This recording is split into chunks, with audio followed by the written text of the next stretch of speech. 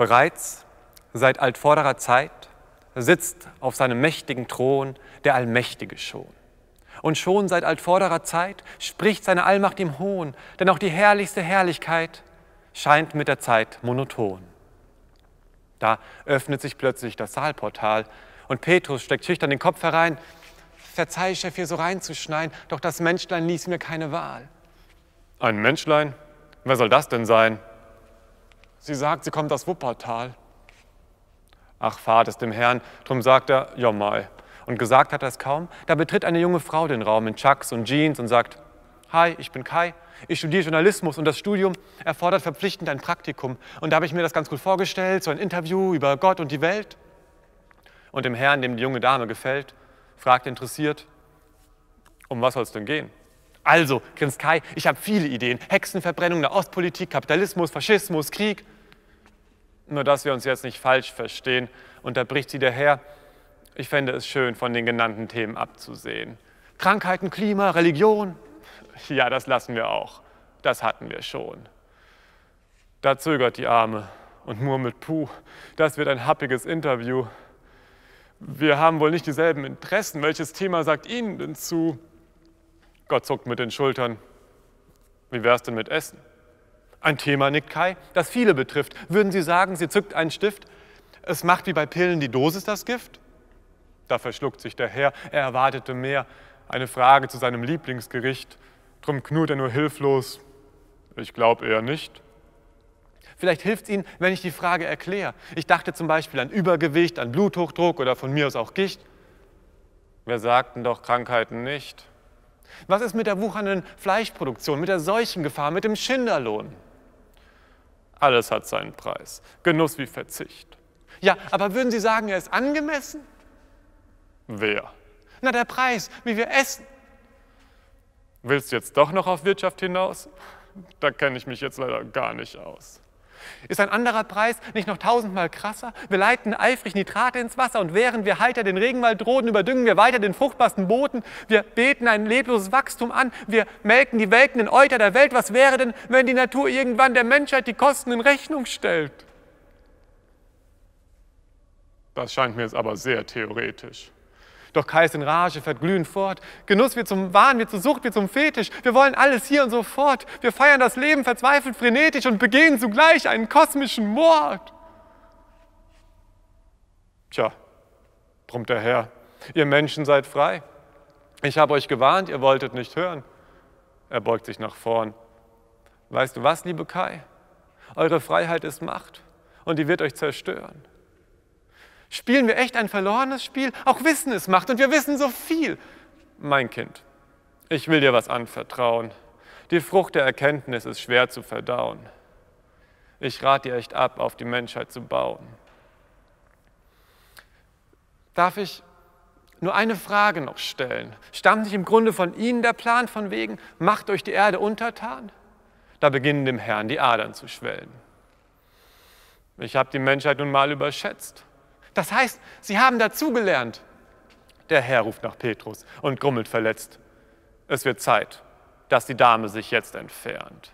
Finden Sie nicht, auch wir lernen dazu? Ach, lass mich in Ruhe. Und während Kai noch ihre Gedanken sortiert, wird sie von Petrus zur Tür eskortiert.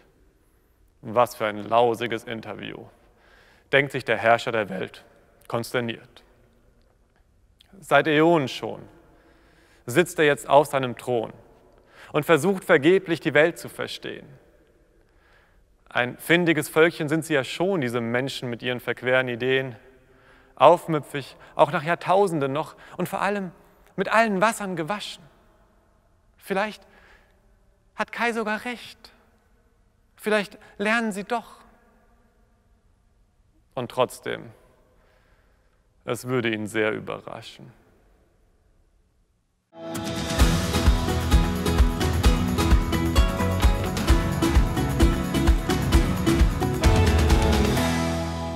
Ja, Many thanks to poetry slammer Lucas Fassnacht. I would like to welcome you to the BIOFACH VIVANESS eSPECIAL. My name is Janine Steeger, and this is the fourth time I've been asked to host the opening of this important trade fair, and I'm really impressed with what the team has put together here this year.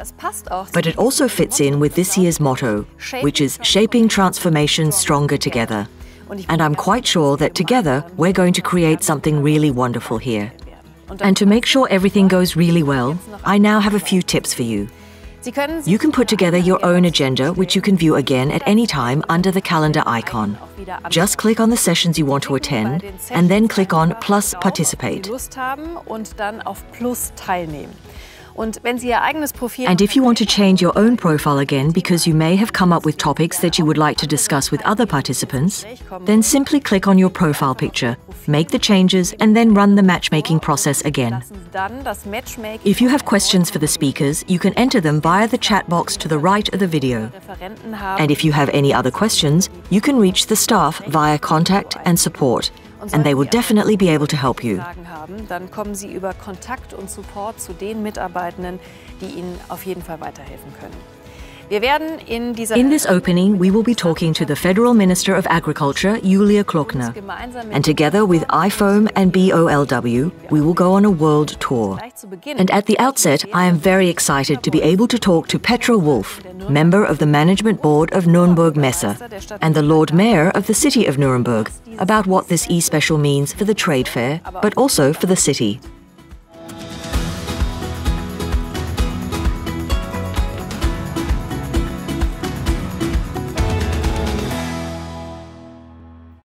A very warm welcome to both of you. I'm very pleased to have you here, Ms. Wolf. It has to be said that the digital doors of the BIOFACH VIVANESS eSpecial have finally opened today. And the corona pandemic has really posed a great challenge to the trade fair industry. What is so moving about this day in particular? The situation in the trade fair business is still challenging, and not just here in Nuremberg, but worldwide. The plug was literally pulled on us last year, and we have not been able to hold any more trade fairs here in Nuremberg since last year, since last March. That really affects us as trade fair organizers. And I'd say we are all trade fair organizers here with passion. It hurts us. Everything that makes a trade fair special is not possible right now. The closeness, you can clearly see that all about us. The emotions, the internationality. The pandemic makes the gathering of many people impossible. We looked at that and said, that's not how it's going to work. We want to offer our customers an opportunity to exchange ideas. So we started talking to them. And last year we began to digitalize our trade fairs. And that's what we did with BIOFACH VIVANESS. And what really moves me today is that we have managed, despite Corona, despite the pandemic, to bring the international industry together in our eSpecial. Unfortunately, only virtually, but we are making it happen. I'm quite sure of that. How is the digital version being received by customers? Excellent. We have a great number of registrations. We are starting today with over 1,400 exhibitors, with a very, very high internationality. Over 80 countries are represented. And these will now show their products over the 3 days and engage in exchange with the participants. We have, of course, also digitalized our renowned BIOFACH VIVANESS Congress in 70 individual lectures. What I'm also very excited about is that we are also organizing our Stadtland Bio Congress in partnership with the city of Nuremberg. This is our special offer for employees within the municipalities. So things are going well. Very well. That sounds absolutely fantastic. What in particular motivated you in the run-up to the event and during the preparations? There were certainly encounters or certain points in this preparation process where you said, man, that really excited me or simply moved me. Yes, exactly. What I'm still delighted about is the strong commitment of the industry. Many partners and exhibitors immediately said yes to our eSpecial without knowing, and to be honest, we didn't either, what such a digital platform would look like for a trade fair that is, as I always say, a sensory experience. BIOFACH is a trade fair to touch, to taste and to test. So how do you design a digital experience for that? Our exhibitors were very creative and came up with great solutions. So for that reason, I would really like to thank our customers, our partners, the conceptual sponsors. I am moved by this, but above all by the great team behind me, which has made the eSpecial possible in the first place. Can you take anything from these experiences that you have already had for the eSpecial into the analog world, where the trade fair once again takes place in analog? Yes, we can. We really think the eSpecial is the right format in such times. And yes, we will certainly incorporate digital elements as well. We are in our new hybrid space today, a digital studio. We and our customers will certainly take advantage of that in the future. We want to continue to digitalize the conventions, expect greater reach, and enable presentations to be watched on demand throughout the year. This is something we'll definitely extract from this experience. But in our conversations with customers, not only at BIOFACH VIVANESS, but at all trade fairs, we feel like we're having human contact withdrawals. We would like to see each other again. We want to meet in person, and digital cannot replace that. Yeah, the emotionality is missing. I always say, at the end nowadays, everybody presses the red button, leave meeting, and you're alone, working from home or in the office. And that's why I'm absolutely convinced the future of trade fairs will be hybrid. That means we will combine both worlds, online and on-site, and take the things that work best and find the right solution for every industry. Mr. König, you just looked quite approvingly. Of course, this is a great location we're in. But even so, you probably imagined it differently? It's your first appearance at BIOFACH VIVANESS, normally with a big audience on the big stage. How are you doing with us standing here today and recording the interview? Yes, of course, I'm a bit divided. First of all, thank you for the invitation. I'm glad that it's taking place, at least digitally. And this is an unbelievable, outstanding achievement by Exhibition Center Nuremberg, but of course, also by everyone who is involved here. I do think we're on the big stage. We're at least standing on a big stage. But I'm sure there's an incredible number of people watching. I've even heard that the number of participants is large, that it is well received. The path we've taken is indeed the right one. Unfortunately, we can't do anything live now because of this pandemic. But the digital aspect helps us and will continue to accompany us. I'm also firmly convinced that we will continue in digital form after the pandemic. Yes, hybrid. It brings something to the table. We are on a stage. We have an audience. And I'm grateful that it is being received well, because it is important for us. We are an organic metropolitan region, and that's why I think it's important that this fair takes place. That is absolutely the right phrasing, organic metropolis. What does that mean for the city economically? This is a big industry. We have really grown in this sector in recent years. We have gained many new employers, and consequently employees that we employ in this sector. The Chamber of Industry and Commerce, IHK, regularly conducts surveys. The last survey was in 2016, when we already had 2,500 companies in the metropolitan region that work in this organic food sector. Now you can say that every 4 to 5 years, we have an increase of 25%. Now we have 3,000 companies working in this sector. That is really an important economic factor for us. We are excited about it. I think we can still grow, and we also want to grow. We have also found many partners in our metropolitan region who are also pursuing this. And I believe that we Nurembergers were destined for this with our Knoblauchland. It's there where when we all talk about organ gardening, where we have organic gardening right at our doorstep. And in recent years, an incredible number of farms have been awarded the organic label. We have organic farms and they are growing. They are currently getting bigger and bigger. And Corona has shown us that when we look at the supply chains, it is important that we also act regionally. And if it is still organic, it is incredible. And that's why it's an economic sector that will become more and more important in the next few years. And the demand will increase at that point. We are on board, and I, as Lord Mayor, am happy to offer my support and put my hopes into the fair. Of course, we have to go live again at some point. I think you have described it correctly. We are a region of culinary delights. You have to taste it. You have to feel it. You have to smell it. That's not quite the case yet.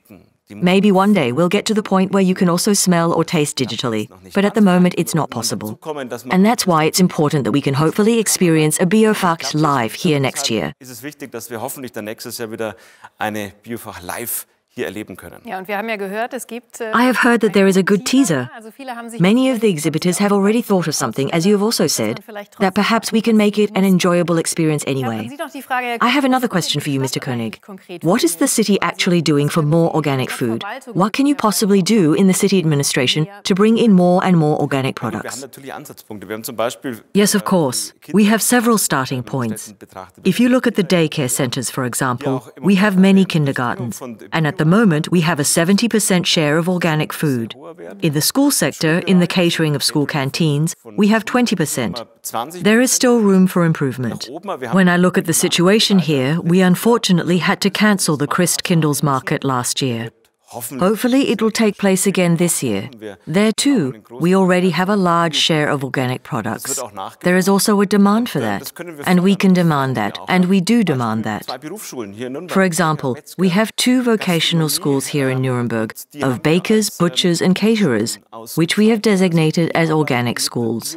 They work with organic materials and are certified. I also believe that the young people of the future are already learning and growing up with the product. And we are proud of that. It's about taking new steps every year and all the time, and we'll continue to do so. What are you looking forward to most when BIOFACH VIVANESS 21-22 takes place here in the city again, in the same way it used to? Besides the encounters and the culinary delights, that the hotels will be full again? Yes, of course. That is also part of it. We are a trade fair city. We live from trade fairs. We have fewer trade fairs last year, and perhaps there will be fewer this year. And of course, the trade fair and many exhibitors are really feeling the effects, as well as many other businesses here. The hotels that are empty, the taxi drivers are bored outside, sitting in their cars with no one to drive. And of course, retailers in Nuremberg benefit when people come here. In Nuremberg, if you look at the total number of tourists, 75% are business tourists. And that is what the fair provides. We are happy to be hosts. So of course, it is difficult for us when we can only be digital hosts. And I'm already looking forward to when we can physically invite everyone to Nuremberg again, and also showcase our role as hosts, and not only digitally.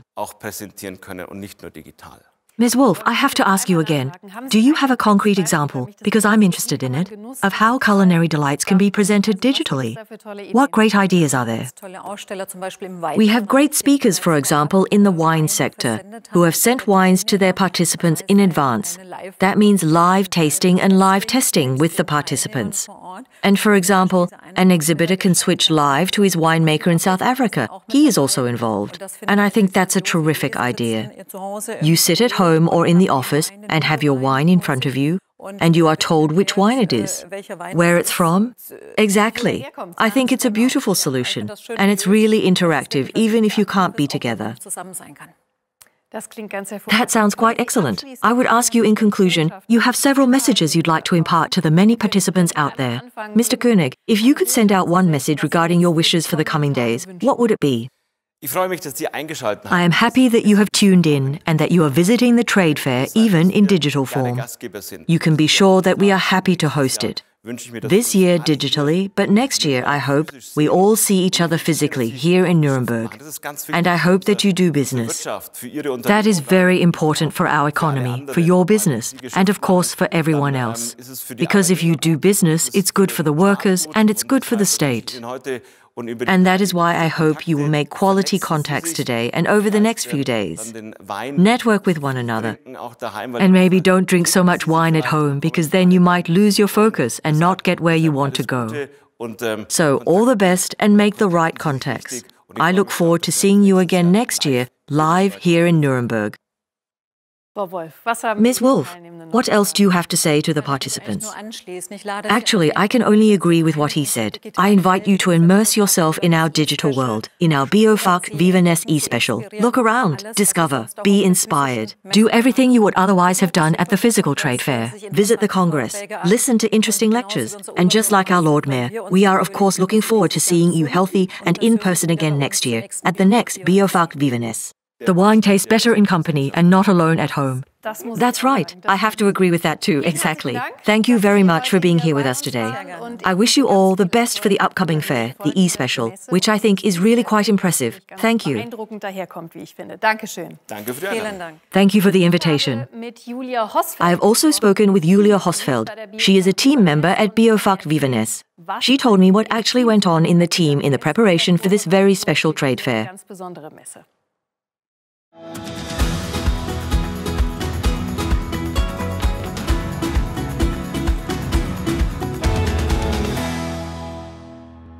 Julia, du bist Teammitglied. Julia, you are a team member of BIOFACH VIVANESS. Naturally, I would be very interested to know how you have experienced the last weeks and months.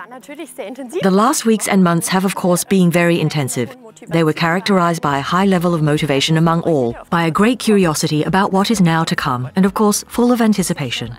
But this is already an unusual situation for everyone involved. What does that do to the team structure? I would say we all came a bit closer to each other than we already were. Of course, that made for a lot of fun. At the same time, a new format always has new opportunities. In this case, that means everyone took on a new role and jumped into the deep end. And what were the reactions of the exhibitors when you told them, guys, this year everything will be completely different. We're doing the eSpecial, but it will be just as great. How did they react at first? The majority of them were initially sad. We felt the same way. Anyone who knows BIOFACH VIVANESS knows that it is simply an experience. But shortly after, everyone was very happy that there was an alternative, especially such a great one. And we are very pleased that so many exhibitors are going down this new path with us. Is there anything in your opinion that has even worked out for the better? Digital instead of analog? Something where you said, I could never have imagined that it would work so well digitally. For me, it was not entirely clear at the beginning whether digital could also mean more anonymous. I had to realize that was not the case at all. It was much more personal. We held webinars, for example, and in one fell swoop, we were in contact with 180 clients. That was wonderful and much more personal. So your personal highlight is that it was more personal? Or was there something else? There was indeed something else. Last week, for example, the exhibitors were onboarded onto the new platform. You could finally become active with your profile. Everyone began getting the trade fair fever again, just like every year. This means that the trade fair fever also exists digitally. Very good. That truly is the case. What are you looking forward to most now? And above all, where will you be? You won't be in these exhibition halls. That's how it is, unfortunately. I'll be spending the trade fair days in my living room. I'm looking forward to seeing new and familiar faces again. I wish you lots of success and hope that everything works out well. And thank you very much for these insights. Thank you. Now we are going on a short trip around the world because farmers all over the world have told us about their work. We were in Pakistan, Brazil, Kenya, India, Italy, Senegal, Chile and Albania. And afterwards, Peggy Miars and Dr. Felix Prinz Löwenstein will discuss their experiences. Peggy Miars is the president of the International Federation of Organic Agriculture Movements, and Dr. Felix Prinz Löwenstein is the chairman of the German Association of Organic Farmers, Food Processors and Traders. Enjoy this little journey.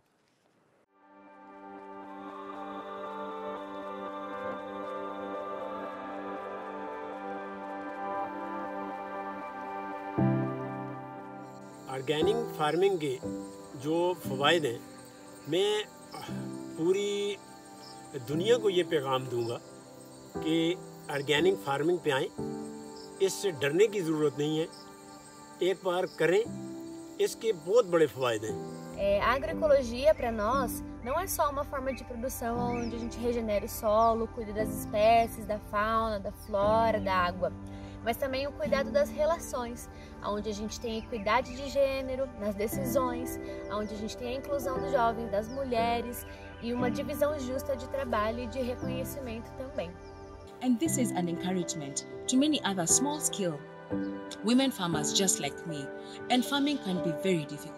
You don't have access to land, you don't have access to water, but even if you have a small piece of land, an eighth, a quarter, a half an acre, make use of it and feed yourself first. Grow enough food for your family, and in no time, believe me, you will have more than enough for yourself.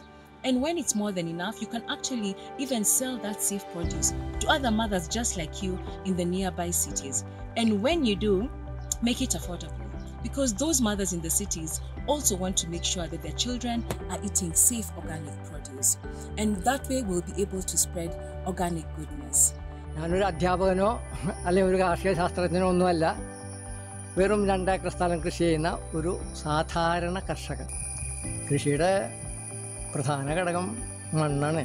മണ്ണിന് ആരോഗ്യം ഉണ്ടെങ്കിലേ മനുഷ്യന് ആരോഗ്യമുള്ളൂ എന്നുള്ള ഒരു കാര്യം നമ്മൾ മനസ്സിലാക്കണം.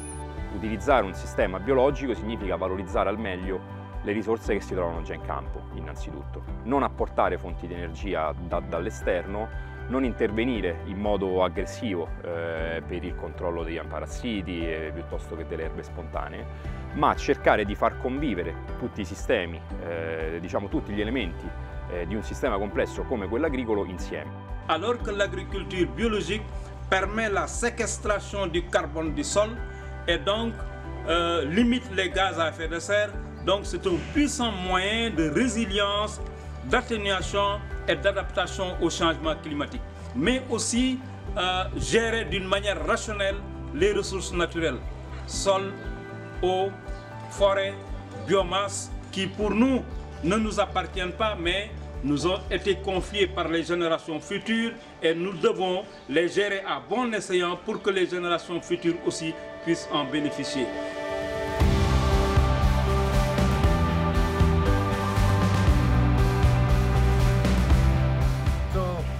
In 2 words, being an organic farmer, not only we are producing a good crop that generates an income, but also we are preparing the whole environment for a more sustainable and productive way. Për mua, të jesh certifikuar është një investim të vetja, duheni natyrë, duheni jetën dhe hani vetëm bio.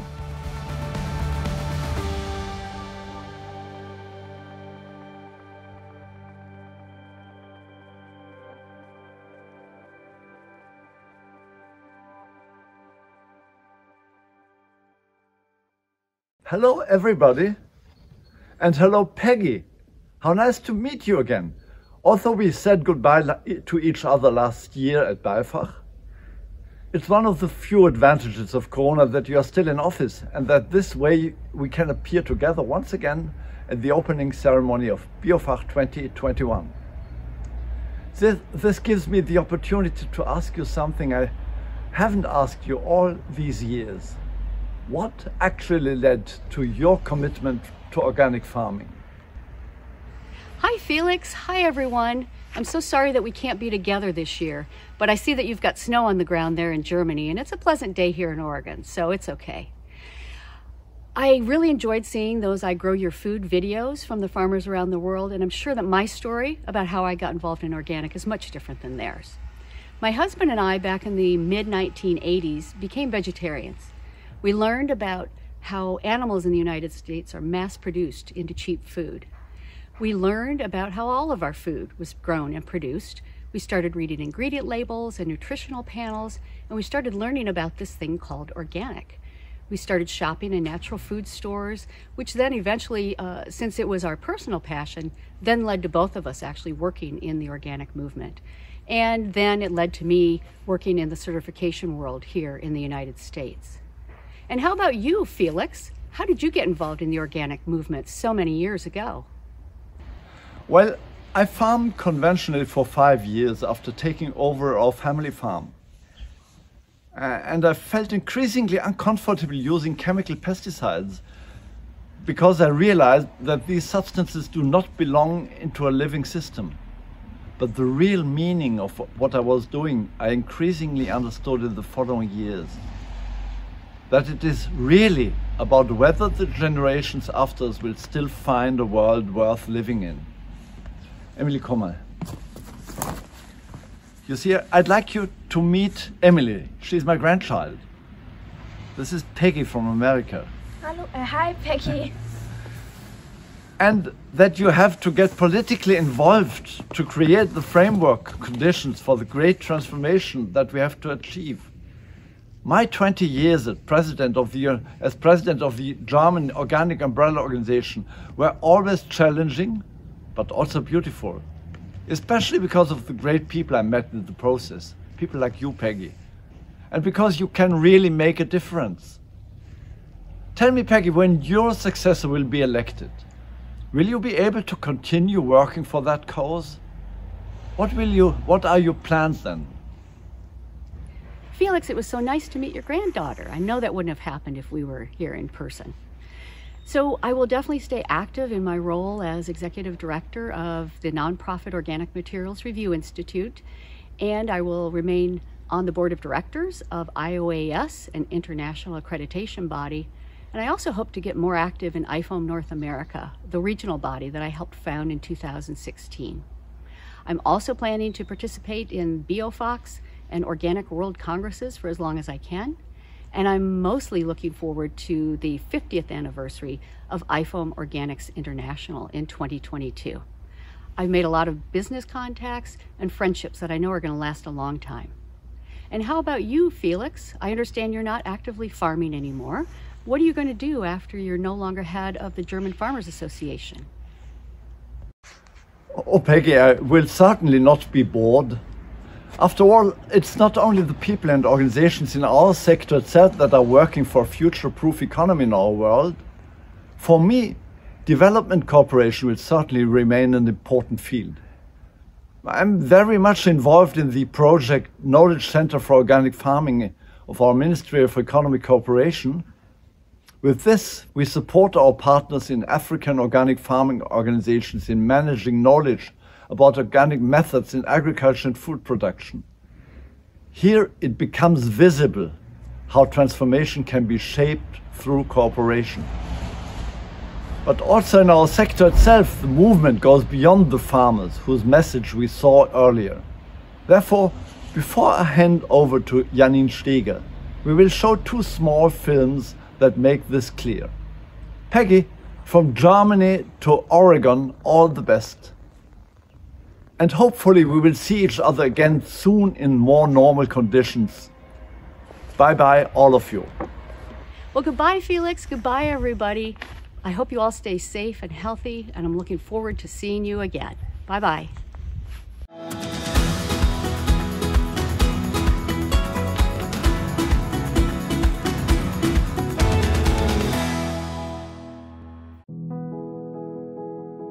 We're in the middle of dramatic and exciting change.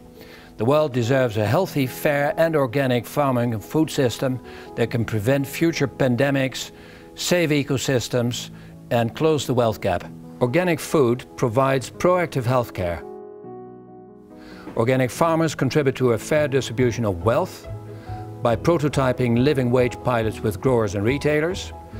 And organic farmers provide ecosystem services such as fertile soils, clean water, biodiversity, and sequestering carbon from the atmosphere in soil organic matter.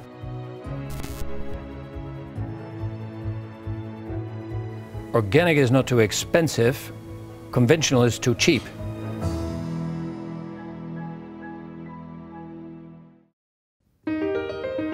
Wenn wir bauen, zeigt das, dass Biolandwirtschaft, dass biologisch-dynamische Landwirtschaft wächst. Ja, da macht mir das besonders viel Freude. Gerade beim Tanklagerbau zeigt sich, dass wir einfach immer mehr direkt gepresste, hier produzierte Rohwaren auch lagern müssen. Was heißt, der Verbraucher schlussendlich honoriert, was wir hier machen und möchte immer mehr von unseren Getränken, immer mehr von unseren Produkten haben. Das Tanklager, was wir im letzten Jahr begonnen haben zu bauen, haben wir vorsichtig geplant mit guten 6 Millionen Litern mehr Tankraum. Ja, nun ist es so gekommen mit Corona, mit der ganzen verrückten Entwicklung auf dieser Welt, dass die Menschen immer bewusster werden, sich immer bewusster ernähren, was auch bei uns dazu geführt hat, einfach, dass unsere Produkte noch mehr getrunken werden. Ja, und das lagern wir natürlich jetzt alles dann im neuen Tanklager.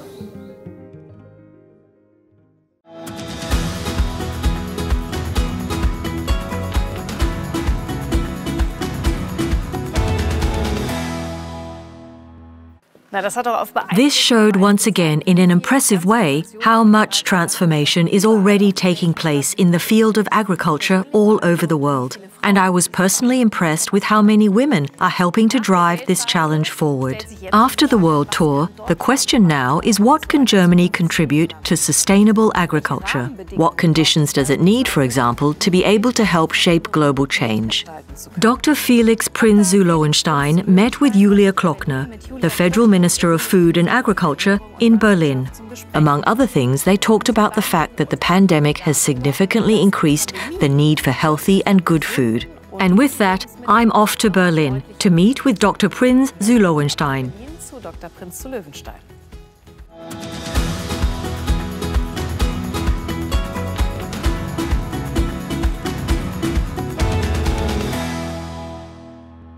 Thank you, Janine Steeger, to Nuremberg. Really, these are exactly the topics we want to talk about. Federal Minister Klöckner, I am very happy that we are here together in Berlin, physically, while maintaining our distance. In the forest room. It has already been mentioned that we have seen an acceleration, a movement over the last year. But in reality, it's been going on for a few years. People are asking for more organic products. During a year when people are eating more at home and actually cook, this has obviously received quite a boost. But there are more and more people eating a vegetarian or vegan diet. What I think lies behind this for many people is the question, what effect am I having with the way I eat? Am I taking responsibility for myself? But also for the things that go beyond myself. For you as politicians and for me as an economist, this is actually a good opportunity because these people make it possible for us to lead change. How can we take up what they make possible for us? Wie können wir das aufgreifen, was die uns da möglich machen? Indem wir es erstmal wahrnehmen und vor allem by taking notice of it and above all not putting the brakes on it, by supporting it. I have looked at the figures that you mentioned. This is absolutely under the magnifying glass of the year of Corona, for example. There is something about the movement that has been amplified, that people, very many citizens, are giving a lot of thought to what keeps their bodies running. With cars, people will talk about fuel. With us, it's food. And there is a different awareness. And especially when others don't make the food for you. For example, going to the canteen to eat, going to school to eat in the cafeteria or in the restaurant. But now people are preparing something at home. You can even quickly find information about the products on the internet, and a different appreciation has emerged. We have surveyed this. The desire for regional food has risen sharply. We see that the farm shops and organic food shops are experiencing enormous growth in turnover. If the figures are correct, we now have a turnover of about 15 billion euros in the organic market in Germany, which is a record. And that is an increase of over 20% compared to the previous year. So that shows a trend. And for us, that means initiating activities that are recognizable. So the goods, the products, must be recognizable for the consumer if they want to have them. And they must know what is in them and what is written on them. And of course, the question will also be, is it available? Is it there? And for many, not insignificantly, is it affordable for me? Can I afford it? Und für viele nicht ganz unerheblich, ist es für mich leistbar, also kann ich es mir leisten. So, und da sind Förderprogramme, wir haben jetzt mehr Bio, bitte, das wissen Sie. There are support programs. As you know, we have now launched Organic Please, an initiative for cafeterias and canteens. We have essentially set an example for the public sector, so to speak. Yes, and that also means promoting it. Perhaps one more point. The topic of organic milk is always on my mind, because organic milk, when we see what it means for a farmer, also in terms of payment, is very desirable. And many of the farmers would like to offer and deliver more organic milk. But the market seems to be more saturated than is the case with other goods and products. And that's why I believe that the market must always be in favor of it, and that consumers must take advantage of it. We had a phase where there was an enormous run on conversion by dairy farmers. And whenever, reasonably, the dairies have said, we take in those whose milk we can also process, fortunately, this was not the end of the story. We have had further growth since then. And probably most importantly for farmers, the price has remained fairly stable at around 48 cents.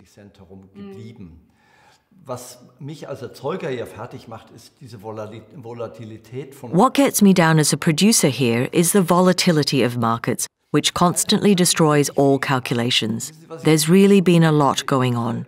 And you know what I find particularly funny? In the age of Corona, we have discovered a business model which seems so modern to us now, namely online commerce through vegetable boxes from organic farms, which have already been around for decades.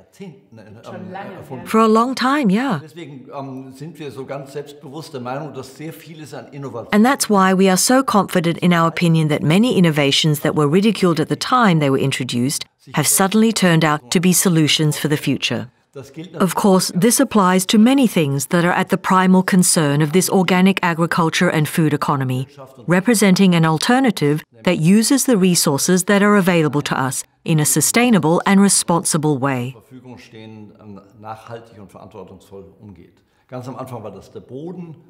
In the very beginning, it was the soil, the fertile soil. At that time, they could not have imagined the extent to which the issue of biodiversity would be represented by insect mortality, but here we're only talking about a portion of the food chain.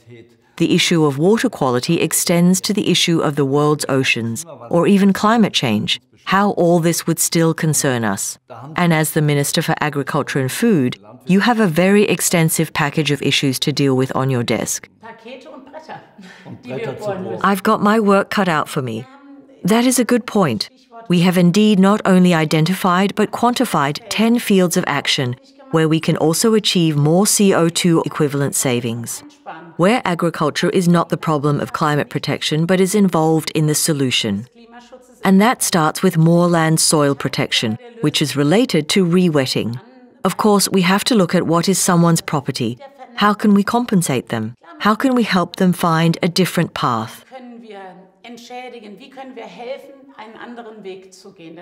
At the end of the day, families have to be able to make a living from their work.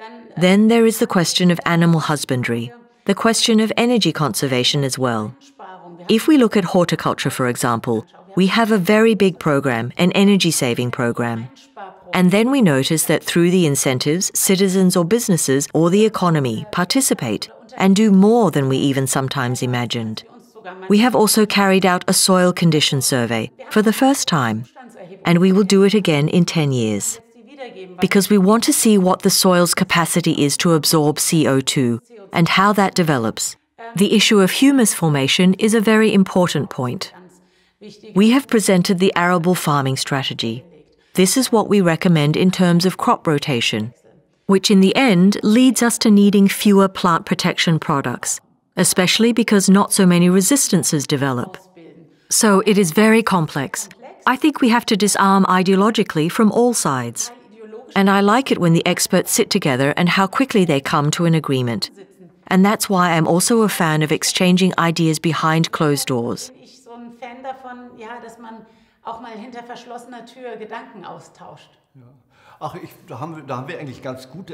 We actually have quite good experience in this area, especially in the area of humus formation.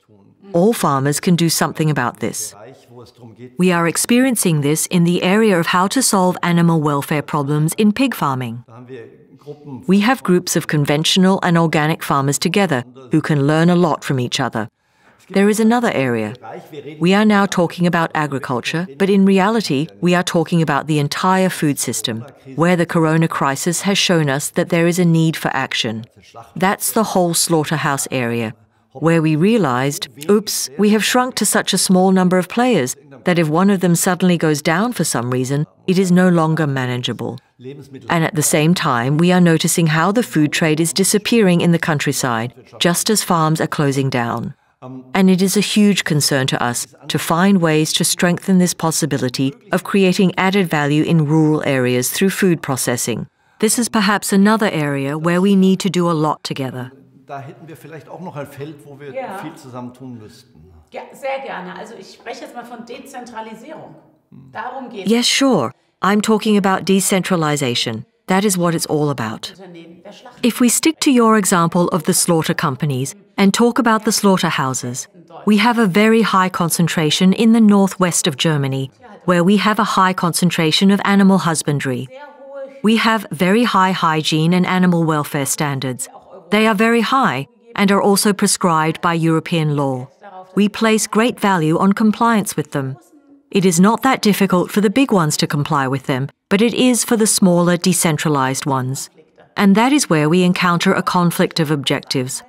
On the one hand, we want to comply with the high standards, but on the other hand, we want to leave room for the smaller players.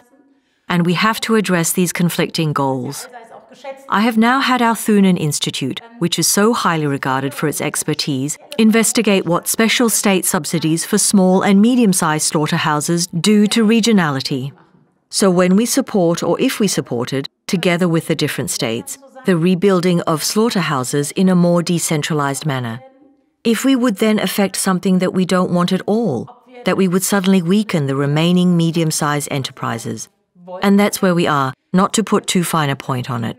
But we need analyses on the ground in order to be more precise. That would be my point. A precise fit in the rural areas. Don't take a scattergun approach, but first, analyze the situation. There is no such thing as the rural area. Rather, there are very different structures. And with our ministry, which is actually the Ministry of Economic Affairs for rural areas, we have a good funding instrument. This is our federal program for the development of rural areas, and I think it needs to be even more tailored, based on the on-site analysis. Unser Bundesprogramm für die Entwicklung der ländlichen Räume. Und ich meine, das muss noch passgenauer werden, aufgrund der Vorortanalyse. I have the feeling that we still have a lot to discuss, which is also important to discuss in a year when the election program and the programs for the next 4 years are being made. Now we have a very pleasant task ahead of us, namely to launch the BIOFACH.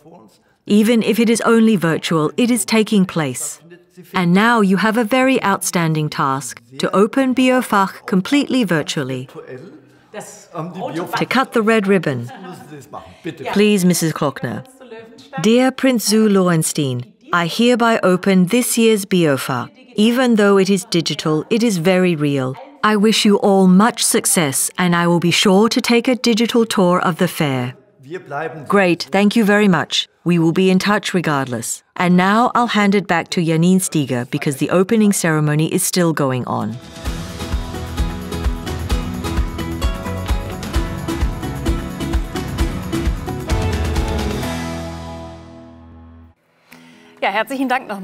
Many thanks again to Federal Minister Julia Klöckner and Dr. Prinz Löwenstein. And with that, the e-special of BIOFACH VIVANESS can officially begin. The program is overall fantastic, but there are a few highlights that I would like to point out to you. We have the Trend Tour, which will take place today for BIOFACH and tomorrow for VIVANESS, and the Best Product Award, which will also be presented for BIOFACH and VIVANESS, and that will take place on February 19th. I wish you a lot of fun, great conversations, exciting information, and meaningful networking through matchmaking. And based on my personal experience in the past months, emotions really can be conveyed digitally as well. Make the most of it and enjoy the BIOFACH VIVANESS eSpecial 2021 now.